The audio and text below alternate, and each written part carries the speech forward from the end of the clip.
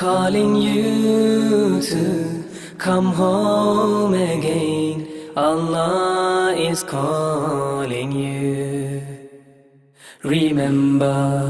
when you were in pain. Remember when you called His name. السلام علیکم ورحمۃ اللہ وبرکاتہ۔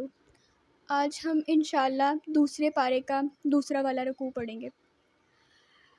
ربی شرح لی صدری ویسر لی امری واحلل عقدۃ من لسانی یفقہوا قولی۔ اعوذ باللہ من الشیطان الرجیم،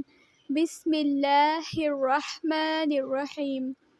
وَلِكُلٍّ اور ہر ایک کے لیے وجہتٌ ایک سمت ہے، ہوا وہ مولیہا منہ پھیرنے والا ہے جس کی طرف، فاستبقوا سو تم ایک دوسرے سے آگے بڑھو، الخیراتی نیکیوں میں، اینما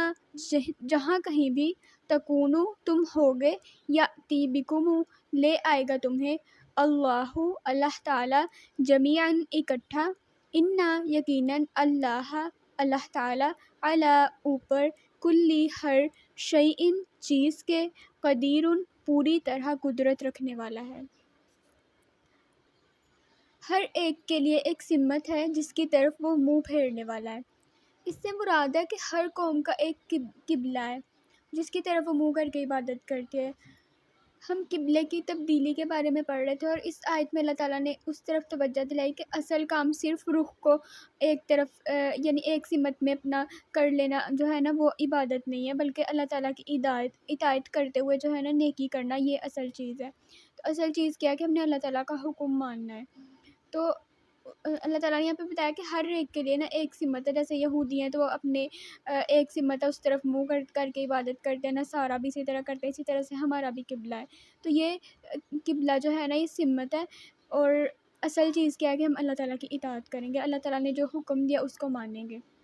فاستبقوا الخیرات سو نیکیوں میں ایک دوسرے سے آگے بڑھو، یعنی نیکی کے جو کام ہے نا ان میں جلدی کرو، نیکیوں اور بھلائیوں کے حصول کے لیے، اور اس میں نا ایک دوسرے سے آگے بڑھنے کی کوشش کرو، یعنی جتنا بھی تمہیں نیک کام کوئی مل رہا ہے، اور ہوتا ہے نا کہ مطلب ایک شخص نیکی کا کام کر رہا ہے، دوسرا بھی سوچ رہا ہوتا ہے کہ اچھا میں یہ کرتا ہوں، اس سے پہلے کوئی ایک شخص آ کے نا آگے بڑھ کے وہ کام کر لیتا ہے۔ تو اللہ تعالیٰ نے کہا ہے کہ فاستبقوا الخیرات نیکیوں کی طرف دوڑ لگا دو، تم جہاں کہیں بھی ہوگے اللہ تعالیٰ تمہیں اکٹھا کر کے لے آئے گا۔ یعنی اللہ تعالیٰ نے اس آیت میں بتایا ہے کہ تم پوری دنیا میں جس کونے میں مرضی ہو، جہاں کہیں بھی ہوگے نا، قیامت کے دن اللہ تعالیٰ کے سامنے تم نے جواب دینا ہی ہے۔ تو اللہ تعالیٰ نے تمہیں ہر جگہ سے اکٹھا کر کے ایک جگہ جمع کر دے گا، اور ہم نے اللہ تعالیٰ کے ہی حضور میں پیش ہونا، اور اللہ تعالیٰ نے اس آیت میں بتایا کہ تمہیں اللہ اکٹھا کر کے لے آئے گا۔ ان اللہ علی کل شیء قدیر یقیناً اللہ تعالیٰ ہر چیز پر پوری قدرت رکھنے والا ہے۔ اس آیت میں نا اللہ تعالیٰ نے اپنی قدرت جو ہے نا اس کا یقین دلایا انسان کو کہ اللہ تعالیٰ کچھ بھی کر سکتے ہیں، ہر چیز پہ قادر ہیں۔ تو اگر ہمارے دل میں یہ گمان ہو کہ ہم لوگوں کا جو معاملات ہیں جو چھپے ہوئے ہیں، یا ہم چھپ کے کوئی عمل کریں گے تو وہ اللہ تعالیٰ کو شاید جو ہے نا پتہ نہیں چلے گا، جبکہ اس آیت میں اللہ تعالیٰ نے بتایا ہے کہ اللہ تعالیٰ جو ہے نا ہر چیز پہ قادر ہے، وہ انسان کے ہر پوشیدہ معاملے کو بھی جانتا ہے، اور انسان اس آیت سے خوف کھاتا ہے کہ میرا ہر پوشیدہ عمل جو ہے وہ کھل جانے والا ہے، اور وہ جب برائی کرنے لگتا ہے تو پھر وہ خوف محسوس کرتا ہے۔ نیکسٹ آیت ہے وَمِنْ حَيْثُ اور جہاں سے خرجتا آپ نکلیں، فَوَلِّ تو آپ پھیر لے، وجہ کا اپنا چہرہ، شطرہ طرف، المسجد الحرام مسجد حرام کی، وَإِنَّهُ اور یقیناً وہ، لَلْحَقُّ بلا شبہ حق ہے، من ربک آپ کے رب کی طرف سے، وما اور ہرگز نہیں ہے، اللہ تعالیٰ بغافل غافل، عما اس سے جو تعملون تم عمل کرتے ہو۔ اور آپ جہاں سے بھی نکلیں، یعنی سفر وغیرہ میں کہیں سے بھی جب نکلیں گے اس کے بارے میں کہا ہے، تو اپنا چہرہ مسجد حرام کی طرف پھیر لیں۔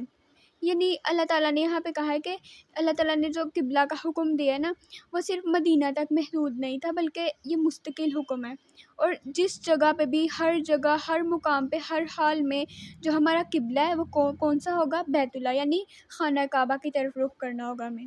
اور یقیناً آپ کے رب کی جانب سے بلا شبہ وہ حق ہے۔ اس آیت میں بتایا کہ جو قبلے کی تبدیلی کا حکم ملا ہوا نا، تو یہ اللہ تعالیٰ کی طرف سے حق ہے۔ اس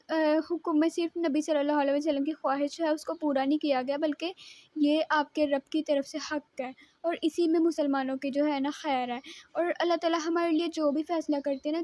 چاہے وہ ہمیں پسند آئے نہ آئے، ہمیں سمجھ آئے نہ آئے، اکثر ہماری زندگی میں ایسے معاملات ہوتے ہیں تو ہم سوچتے ہیں کہ ایسا کیوں ہوا یا ایسا نہیں ہونا چاہیے تھا، بلکہ جب بھی آپ کے ساتھ کوئی بھی ایسا معاملہ ہو جو آپ کو پسند نہیں آ رہا یا آپ کی خواہش کے مطابق نہیں ہے، تو آپ نے صرف اپنے آپ کو یہ میسیج دینا ہے کہ اسی میں میرے لیے خیر ہے۔ اگر آپ کو نہیں پتہ کہ خیر کون سی ہے تو کوئی بات نہیں، لیکن اللہ کے ہر حکم میں خیر ہوتی ہے، کیونکہ اللہ تعالیٰ کا جو بھی حکم ہے نا وہ حق ہے۔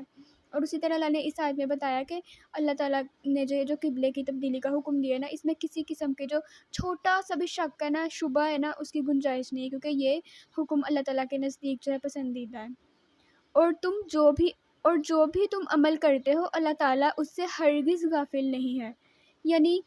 اس حکم میں، اس آیت میں بتایا ہوا اللہ تعالیٰ نے کہ تم ہرگز یہ نہ سوچو کہ اللہ تعالیٰ جو ہے تمہارے اعمال کو دیکھ نہیں رہا، وہ اس سے غافل ہے، بلکہ اللہ تعالیٰ کو ہر چیز کا علم ہے، تو تم اپنا رخ جو ہے نا وہ پھیر لو۔ اور اللہ تعالیٰ نے اس آیت میں اپنے باخبر ہونے کا شعور دلایا ہے اور اپنی مخالفت سے بھی ڈرایا ہے کہ اللہ تعالیٰ ہرگز غافل نہیں ہے۔ وَمِنْ حَیثُ، اور جہاں سے خرجتا آپ نکلیں، فولی، سو پھیر لیں، وجہ کا اپنا چہرہ، شطرہ، جانب، المسجد الحرامی، مسجد حرام کی، وحیثما، اور جہاں کہیں بھی، کنتم، ہو تم، فولو، سو پھیر لو، وجوہکم، اپنے چہرے، شطرہ، اسی کی طرف، لئلا، تاکہ نہ، یکونا، رہے، للناسی، لوگوں کے پاس، علیکم، تمہارے خلاف، حجتن، کوئی حجت، الا، مگر، الذین، جن لوگوں نے، ظلموا، ظلم کیا، منہم، ان میں سے، فلا، سونا، تخشوہم، تم ڈرو ان سے، وخشونی، اور تم ڈرو مجھ سے، ولیتم، اور تاکہ میں پوری کر دوں، نعمت اپنی، علیکم، تم پر، ولعلکم، اور تاکہ تم، تہتدون، تم ہدایت پاؤ۔ اور جہاں سے آپ نکلیں، سو اپنا چہرہ مسجد حرام کی جانب پھیر لیں۔ اور جہاں سے آپ نکلیں، سو اپنا چہرہ مسجد حرام کی جانب پھیر لیں۔ اس سے مراد ہے کہ سفروں میں یا خواب جیسے قریب جو ہے مقام ہے یا دور کے مقام ہے، وہاں پہ ہر جگہ پہ نا بیت اللہ کی طرف رخ کرنا ہوگا۔ اور یہ جو قبلہ کی تبدیلی کا حکم تھا نا، یہ 3 دفعہ آیا۔ پہلا حکم جو تھا وہ قد نرا تقلبا، یعنی اس میں آپ صلی اللہ علیہ وسلم کی دعا کی قبولیت کا بیان تھا۔ اور دوسرے حکم میں وَمِنْ حَیثُ خَرَجْتَ، یعنی اس بیان میں رسول اللہ صلی اللہ علیہ وآلہ وسلم کی چاہت کے، ہماری چاہت کے خلاف نہیں تھی، تو حقیقی قبلہ بھی یہی تھا۔ اور تو تیسرا حکم تھا، اس میں کیا کہا تھا اللہ تعالیٰ نے کہ یہودیوں کا جو اعتراض تھا نا، اس کا جواب دیا تھا اللہ تعالیٰ نے کہ تمہاری کتابوں میں بھی لکھا ہوا ہے کہ آپ کو بیت المقدس سے قبلہ کی طرف سے قبلہ جو ہے نا ہمارا خانہ کعبہ، اس کی طرف پھیر دیا جائے گا۔ یعنی جو یہودی تھے نا، ان کی کتابوں میں یہ بات لکھی ہوئی تھی اور وہ اچھی طرح جانتے تھے، تاکہ لوگوں کے پاس تمہارے خلاف کوئی حجت نہ رہے۔ یہاں پہ لوگوں سے مراد جو ہے نا اہل کتاب ہے، یعنی وہ اس بات کو اچھی طرح جانتے تھے کہ جو آخری نبی آئے گا نا، ان کا جو قبلہ ہے وہ بیت المقدس نہیں بلکہ بیت اللہ ہو جائے گا، لیکن انہوں نے اس بات کو چھپا لیا تھا۔ اور وہ کہتے تھے کہ یعنی وہ حجت بنا لیتے تھے اس چیز کو کہ جو نبی صلی اللہ علیہ وسلم ہے، ہم اعتراض کر رہے تھے نا وہ مسلمانوں پر کہ ان کا قبلہ کیوں بدل دیا اور کس چیز نے تمہیں تمہارے قبلے سے پھیر دیا، تو اللہ تعالیٰ نے نا یہاں پہ ان کو کہہ دیا کہ ہم نے قبلہ بدل دیا تاکہ تمہارے خلاف لوگوں کے پاس کوئی حجت نہ رہے۔ یعنی اہل کتاب یہ دعویٰ کر سکتے تھے کہ ہماری کتابوں میں یہ لکھا ہوا ہے کہ جو آخری نبی آئے گا اس کا قبلہ بیت اللہ ہوگا، یعنی خانہ کعبہ، تو تمہارا قبلہ تو بیت اللہ نہیں ہے، تو تم وہ نبی نہیں ہو۔ تو اس وجہ سے اللہ تعالیٰ نے نبی صلی اللہ علیہ وسلم سے کہا کہ ہم نے قبلے کو اس لیے بدل دیا ہے تاکہ وہ جو ہم نے پہلی کتابوں میں یہ کہا ہوا ہے نا کہ قبلہ جو ہے آخری نبی کا وہ بیت اللہ ہو جائے گا، تو وہ حجت جو ہے تھی نا یعنی اہل کتاب کے پاس، وہ ختم ہو گئی، مگر ان میں سے جن لوگوں نے ظلم کیا۔ اس میں ظالموں سے مراد مشرکین عرب ہیں۔ یعنی مشرکین جو تھے وہ ظالموں میں سے جو یعنی جن لوگوں نے ظلم کیا، ظلم کرنے سے مراد یہ ہے کہ ظالمانہ طور پہ نا وہ اعتراض کرتے تھے کہ یہ شخص جو ہے اپنے آپ کو جو کہتا ہے کہ میں ابراہیم کے دین پہ ہوں، تو ابراہیم کا جو قبلہ وہ تو بیت المقدس تھا، تو پھر اب اس نے اپنا قبلہ کیوں بدل لیا ہے؟ تو اللہ تعالیٰ نے یہاں پہ نا ان کی حجت بھی ختم کر دیا۔ اللہ تعالیٰ نے اس حکم میں نا کوئی حکمت رکھی تھی۔ اللہ تعالیٰ نے اس بات کو پسند کیا تھا کہ پہلے آپ صلی اللہ علیہ وسلم بیت المقدس کی طرف منہ کریں اور اس کے بعد اللہ تعالیٰ کے حکم کی اطاعت کرتے ہوئے جو قبلہ ہے نا اس کو بدلا جائے۔ فلا تخشوہم، چنانچہ تم ان سے مت ڈرو اور مجھ ہی سے ڈرو۔ اس آیت میں نا اللہ تعالیٰ نے کہا ہے کہ تم نا مشرکوں کی پرواہ نہ کرو، تم ان سے نہ ڈرو۔ یعنی جب مسلمانوں کا قبلہ بدلا تو مسلمان جو تھے نا یہودیوں کے اعتراض سے نا تھوڑا سا ڈر گئے تھے، اور وہ نا لوگ جو تھے نا ان کے دل میں یہ بات آ رہی تھی کہ نا یہودی جو ہے ہمارے خلاف باتیں کریں گے اور ہم پہ یعنی چڑھائی کریں گے۔ تو اللہ تعالیٰ نے اس آیت میں کہا ہے کہ تم نے ان سے نہیں ڈرنا بلکہ مجھ سے ڈرنا ہے، کیونکہ صرف اور صرف اللہ تعالیٰ کی شان ہے کہ ہم ہر طرح کے جو خوف ہے وہ صرف اور صرف اللہ تعالیٰ کی ذات کا رکھیں اور اس کے سوا کسی چیز کی پرواہ نہیں کرنی۔ اور یہ جو تخشوہم یعنی یہ خشیت سے ہے، خا شین یا اس کا روٹ ہے، اور اس کا مطلب یہ ہے کہ خشیت ایسا خوف ہوتا ہے جس سے انسان دب جاتا ہے۔ اور استاذہ نے یہاں پہ یہ بات بھی بتائی تھی کہ جو خشیت ہے نا وہ ہم لوگ کہتے تو ہیں نا ہم اللہ سے ڈرتے ہیں اور کسی سے، لیکن بہت سے لوگ جو ہے نا اور بھی بہت سی چیزوں سے ڈرتے ہیں، بالکل ویسے جیسے ہم نے اللہ تعالیٰ سے ڈرنا ہے۔ جیسے بہت سے لوگ ہیں وہ چھپکلی سے ڈر جاتے ہیں، حالانکہ چھپکلی ڈرنے والی چیز نہیں ہے۔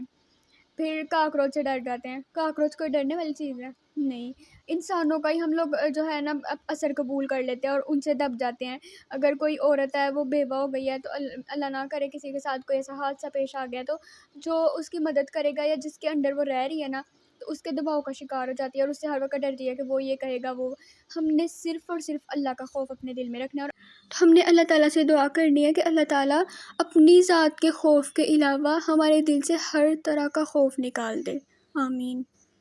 اور تاکہ میں تم پر اپنی نعمت پوری کر دوں۔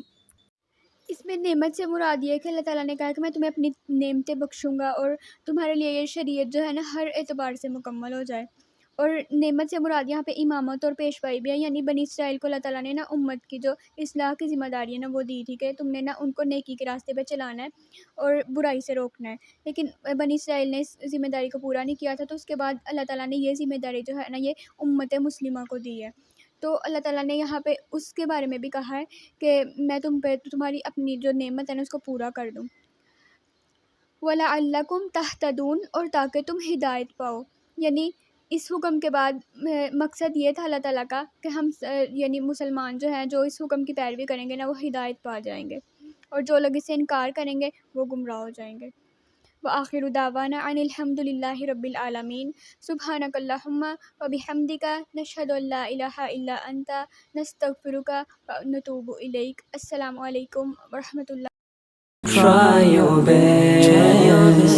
avoid shaitan and pass the test. Allah is calling you, Allah is calling you to say His name. Allah is calling you.